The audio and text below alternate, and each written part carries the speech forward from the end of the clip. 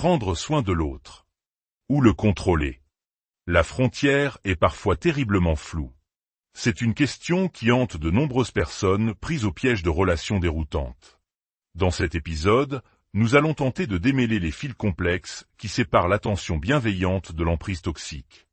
Avant de plonger dans ce sujet délicat, si ce genre de réflexion vous aide à y voir plus clair, pensez à aimer ce contenu et à vous abonner à notre chaîne. C'est une manière simple de soutenir la création de discussions qui, nous l'espérons, éclairent et accompagnent. Votre soutien est une lumière sur notre chemin. Le contrôle est l'une des signatures les plus fondamentales des relations narcissiques. Un contrôle qui s'étend à presque tout, le récit des événements, ce que les gens font, ce qu'ils portent, la manière dont l'argent est dépensé. La liste est infinie. Les personnes engagées dans de telles relations ne se sentent pas seulement psychologiquement à l'étroit. Elles peuvent aussi se sentir très concrètement prisonnières. Comme pour tout ce qui touche à la dynamique narcissique, il existe un spectre, une échelle allant du plus léger au plus sévère. À l'extrémité la plus douce, le contrôle se manifeste par des commentaires critiques, des pics déguisés en conseils. Tu vas vraiment porter ça? Tu es sérieuse, tu veux être amie avec elle? Vraiment, ce restaurant. Ces remarques sont souvent lancées en passant, sans exigence de changement immédiat. Mais elles s'accumulent. C'est un flot incessant de conseils non sollicités et de critiques qui, à la longue, vous amène à céder, simplement pour avoir la paix, pour que la vie continue sans heurts. Ou pire, elle vous laisse dans un état de doute permanent sur votre propre jugement. Puis, nous glissons vers l'extrémité la plus sévère du spectre. Ici, le contrôle devient une obligation. Il faut constamment rendre des comptes. Le partenaire peut vérifier obsessionnellement où vous êtes, à chaque instant. Il peut exercer un contrôle absolu sur les finances familiales, créant une dépendance totale. On entre alors dans le domaine du contrôle coercitif, où la quasi-totalité de votre autonomie est anéantie. Chaque aspect de votre vie est réglementé. Vos allées et venues, qui a le droit d'entrer dans la maison, votre capacité à avoir un emploi à l'extérieur, et même l'accès à l'argent. Tout devient un outil de contrôle. À ce niveau extrême, il peut sembler évident que quelque chose ne va pas. Mais ne vous y trompez pas. Ce n'est pas toujours visible de l'extérieur. Les gens qui observent votre relation de loin peuvent voir une belle maison impeccable, un style de vie agréable, une façade de perfection. Mais très peu de gens réalisent le niveau d'emprise qui se joue à l'intérieur. Ils ne voient pas que chaque décision, même la plus infime, doit être approuvée. Ils ne comprennent pas qu'il est devenu trop déstabilisant, trop dangereux, de contredire votre partenaire. Ce qui de l'extérieur ressemble à l'abondance, à des ressources financières confortables, se traduit à l'intérieur par l'obligation de demander la permission pour acheter des bananes bio qui coûtent 20 centimes de plus, chaque centime étant scruté à la loupe. C'est une forme de surveillance que l'on retrouve souvent dans ce que l'on appelle le narcissisme vertueux, où le contrôle se pare des habits de la rigueur morale. Et c'est précisément là que la confusion s'installe pour beaucoup. Comment distinguer le contrôle de la véritable préoccupation, de l'attention sincère? Certains diront, et c'est un témoignage que nous entendons souvent, quand je suis tombé malade, mon partenaire narcissique a dosé mes médicaments, s'est assuré que je ne quitte pas la maison trop tôt, a tenu un registre de mes rendez-vous chez le médecin. Il se mettait même en colère si je ne dormais pas assez. C'est de l'attention, n'est-ce pas? Le problème, c'est que ces actes de soins apparents se déroulent en parallèle d'un manque total d'empathie, d'un sentiment de supériorité et d'une arrogance écrasante. Ce qui peut ressembler à de l'aide s'accompagne de phrases assassines. « Je sais mieux que toi comment faire. Tu dois manger ça maintenant, écoute-moi. Tu ne sais même pas prendre soin de toi, c'est pour ça que tu en es là. » Alors oui, le bol de soupe arrive bien au pied de votre lit, mais il est servi avec une garniture d'insultes, de minimisation et de dédain. Avec le temps, votre corps guérit. Vous vous sentez prêt à reprendre votre autonomie. Mais bien sûr, l'autre sait mieux. Non, tu ne sais pas ce que tu fais, retourne te coucher. Et vous commencez alors à ignorer les signaux de votre propre corps, vos propres sensations, au profit de leur protocole rigide et inflexible. Cette dynamique se retrouve dans de nombreuses autres situations. La personne qui propose de vous aider pour votre mariage, mais qui impose sa palette de couleurs, ses fleurs, en vous disant « Tu ne sais pas de quoi tu parles, je m'y connais en design, tais-toi et laisse-moi faire. » Ou celui qui vous aide à déménager, mais ignore systématiquement vos instructions pour placer les cartons à des endroits précis, car sa logique est forcément la meilleure. Ou encore, imaginez que vous souhaitiez, par simple prudence, être plus impliqué dans les finances de la famille. C'est une démarche sage, pour être partie prenante des décisions à long terme.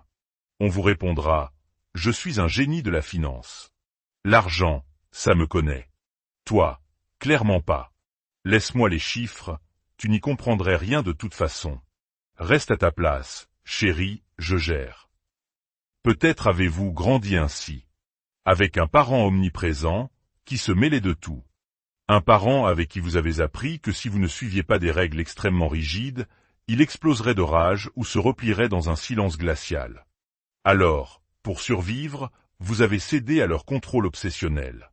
Un contrôle qui dictait vos activités extrascolaires, le choix de vos études, votre job d'été, votre façon de vous habiller, ce que vous mangiez, qui vous fréquentiez, jusqu'à la couleur des murs de votre chambre. Les enfants qui grandissent dans un tel environnement développent souvent un sentiment d'incompétence à l'âge adulte. Le parent a tout pris en charge, ne leur laissant aucune place pour apprendre et se tromper. Et croyez-moi, cette emprise ne s'arrête pas à la majorité. Ces parents, qui aux yeux du monde peuvent paraître dévoués, investis, aimants, maintiendront ce niveau de contrôle bien après que vous ayez quitté la maison. Ils tenteront même de l'étendre à la génération suivante, à vos propres enfants. Et si vous osez vous rebeller contre ce parent contrôlant, vous êtes immédiatement qualifié d'ingrat, d'égoïste. Tu ne te rends pas compte de la chance que tu as d'avoir un parent qui a fait si attention à tous ces détails pour toi. C'est la même rhétorique que vous entendrez de la part d'un partenaire narcissique. Je m'occupe de tout, je te rends la vie si facile. Je ne peux pas croire que tu me critiques pour ça. Quelle ingratitude! Ou encore, au moins, moi, je te remarque. Au moins, moi, je me soucie de toi. Alors, comment faire la différence? Qu'en s'agit-il de soins et qu'en s'agit-il d'un contrôle destructeur? Écoutez attentivement. Parfois, en situation de crise, une certaine prise en main est nécessaire. Face à une personne submergée par les détails après un deuil, une catastrophe, ou une personne en situation de surendettement, une aide structurée peut être utile. Mais même dans ces cas, un contrôle total n'est jamais la solution. Le but est toujours d'aider l'autre à retrouver sa capacité d'agir, à redevenir un acteur collaboratif le plus rapidement possible. Personne n'est jamais aidé par quelqu'un qui arrive, prend le contrôle total et traite l'autre comme un incapable. Un contrôle qui s'étend sur une longue période est toujours néfaste. Vous pourriez être tenté de penser que le contrôle est leur langage de l'amour. Ce serait une interprétation bien généreuse. Voici le test décisif. Si ce soin est accompagné de mépris, c'est du contrôle toxique. Des phrases comme « je fais ça pour toi parce que tu en es incapable » ou « je le fais parce que tu es trop stupide pour y arriver » ne sont pas des actes de soin. C'est de l'humiliation déguisée. Si ce soin ne laisse aucune place à votre opinion, ce seront des roses roses. Point final, ton désir d'avoir des roses rouges est tout simplement ridicule. Alors c'est du contrôle toxique. Si cela ressemble à un ordre, à un mandat qui vous oblige à ignorer ce qui vous semble juste, que ce soit physiquement, émotionnellement ou éthiquement, alors c'est du contrôle toxique. La clé est de réaliser que quelqu'un qui vous apporte le petit déjeuner au lit tous les jours, en vous disant que vous êtes tellement incapable et désordonné qu'il est obligé de le faire, ce n'est pas de l'attention. C'est de l'humiliation quotidienne. Un parent qui vous impose de jouer du violon et aucun autre instrument, en exigeant votre gratitude sous peine d'être qualifié d'égoïste ou de stupide, ce n'est pas de l'inquiétude parentale. C'est de l'assujettissement. Un partenaire qui vous dit que vos vêtements sont ridicules, que vous avez l'air négligé, et qui vous impose de porter ce qu'il a choisi pour vous, c'est du contrôle toxique. C'est un mélange de manipulation mentale, d'intrusion, de mépris. Et parce que les personnes au profil narcissique sont des maîtres de la mise en scène, elles peuvent faire passer leur contrôle toxique pour de l'attention, de la générosité et de l'amour. Mais en fin de compte, ce n'est qu'un jeu de pouvoir. Les victimes de ces situations se sentent souvent confuses, se demandant si le problème ne vient pas d'elles, de leur propre ingratitude. Retenez ceci, le véritable soin n'est jamais synonyme de soumission. Il vise à élever, pas à rabaisser. L'abus narcissique nous laisse souvent avec un sentiment de culpabilité permanent, même lorsque nous recevons une aide sincère et compatissante. Mais si les gestes d'aide de quelqu'un vous font sentir incompétent, petit et redevable, alors c'est du contrôle toxique, peu importe la manière dont ils essaient de le présenter. Le soin, le vrai, n'implique jamais le mépris. Même si cette tasse de thé qu'on vous apporte semble réconfortante, si elle est accompagnée de dédain, d'insultes ou d'un sentiment d'obligation, alors le prix à payer est trop élevé. Cette tasse de thé, aussi bienvenue soit-elle, ne vaut peut-être pas la blessure